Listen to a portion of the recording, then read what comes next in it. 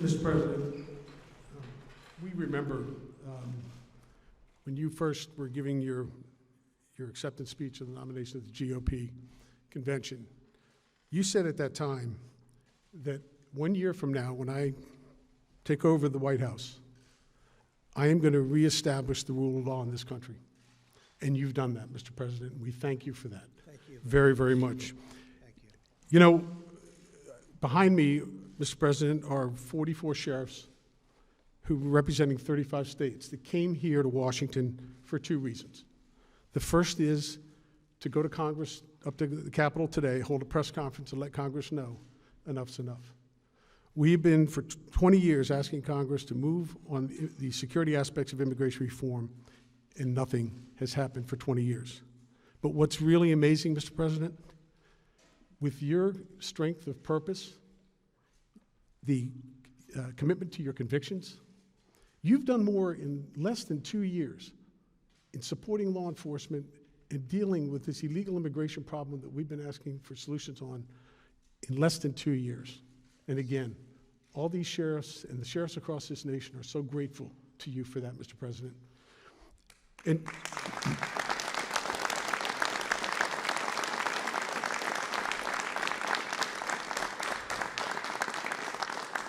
And like so many of the promises that you made, you have come through, and the energy that you've put behind law enforcement in supporting us on our partnerships with 287G, going after MS-13 and getting them out of our neighborhoods, to building the wall, Mr. President, you've really been amazing. And so before I present this plaque, I just want to add one thing that maybe you heard about, maybe you didn't. But when we were on the Hill today, we announced that the National Sheriff's Association has done a crowdfunding page to raise money and mobilize the citizens of this nation to get behind you, to get behind the sheriffs, to build this wall. So in having said that, I would like to present this to you, Mr. President, because it's not surprising for any of the sheriffs who are here that shortly after you took office, people started saying, the citizens and members of the media saying, there's a new sheriff in town. And that's an endearing statement, and all these sheriffs know it. Because what it denotes is that there are problems, and somebody is coming in that's going to be able to fix those problems. You've done that, Mr. President. We can't thank you enough for your support. You said you have our back, and the sheriffs across this nation have yours. And God bless you, and thank you, Mr. President.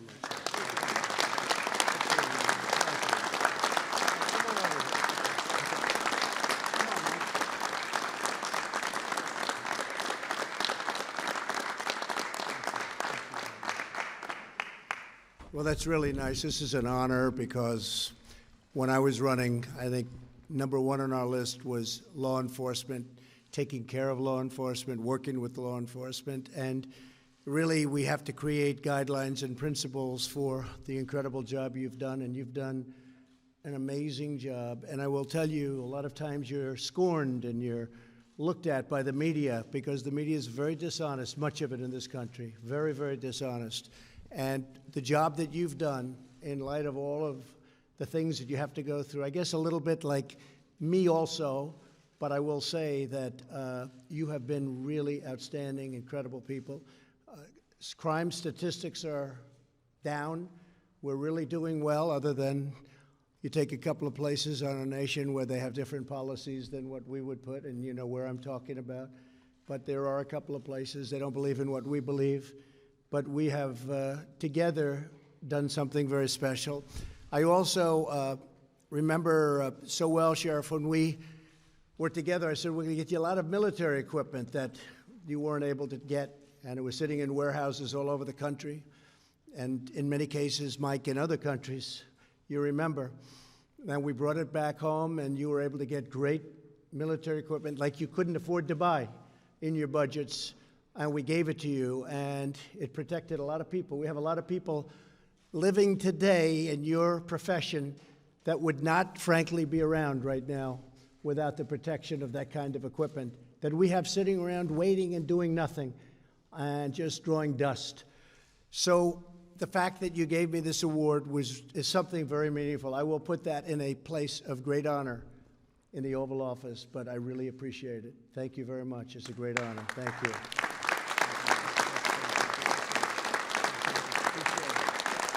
Thank you all.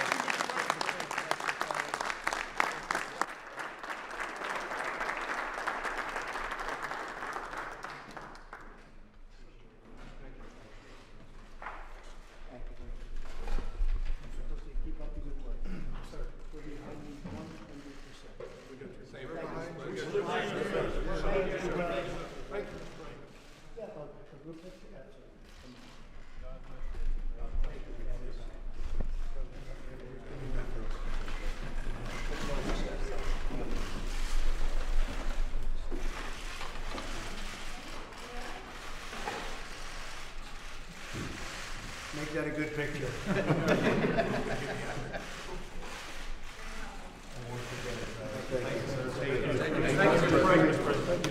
We support you, sir. I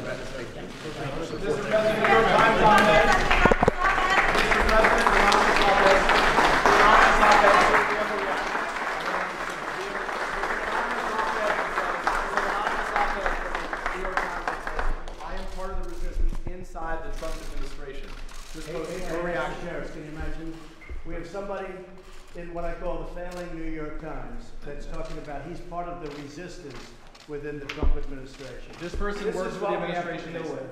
And, you know, the dishonest media, because you people deal with it as well as I do, but it's really a disgrace.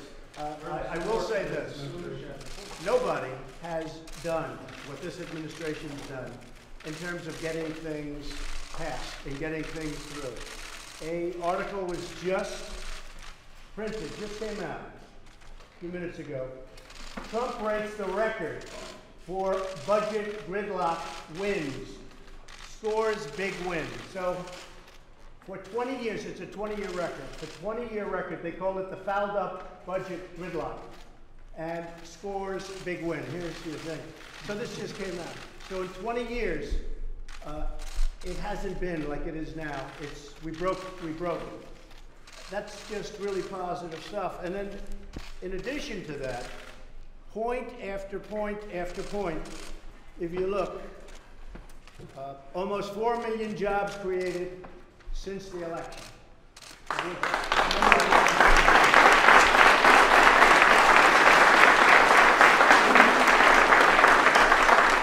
Americans now employed than ever recorded in our history. So we have more people working today than at any point ever in our history.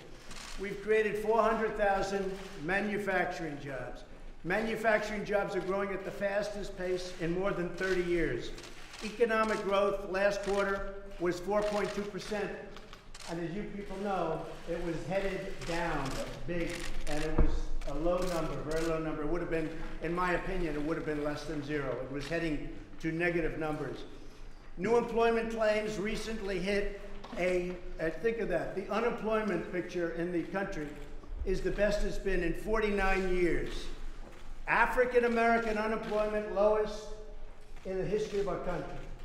Asian American unemployment lowest in the history of our country. Hispanic American unemployment lowest in the history of our country. I mean, I'm just looking at these, just point after point. Under my administration, veterans unemployment reached its lowest in many, many years. Let's see, almost 3.9 million Americans have been lifted off food stamps just since my election. Then you go into all of the benefits that we got from the tax cuts. All of you people benefited tremendously from the tax cuts. Thank you,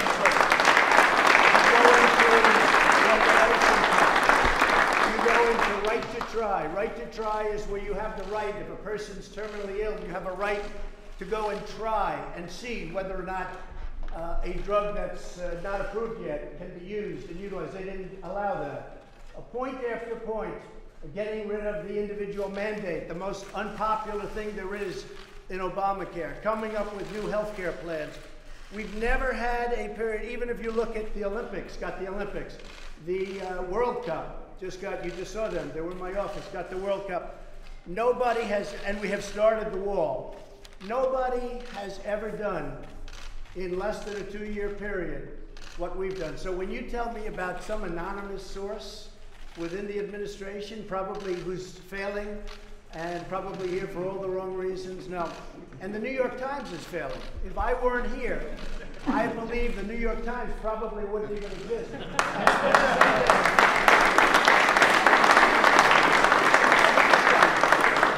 And someday when I'm not president, which hopefully will be in about 6.5 years from now, the New York Times and CNN and all of these phony media outlets will be out of business, folks. They'll be out of business because there'll be nothing to write and there'll be nothing of interest. So nobody has done what this administration has done. And I agree, it's different from an agenda, which is much different than ours, and it's certainly not your agenda, that I can tell you. Thank you. It's about open borders. It's about letting people flee into our country. It's about a disaster and crime for our country. So they don't like Donald Trump, and I don't like them because they're very dishonest people. Remember this also about the New York Times. When I won, they were forced to apologize to their subscribers. They wrote a letter of apology. It was the first time anybody's ever done it because they covered the election incorrectly. So if the failing New York Times has an anonymous editorial, can you believe it? Anonymous, meaning gutless, a gutless editorial. Should this person We're come doing a forward? great job. The poll numbers are through the roof. Our poll numbers are great. And guess what? Nobody is going to come close to beating me in 2020 because of what we've done. We've done more than anybody ever thought possible in, it's not even 2 years. So thank you very much. Appreciate it.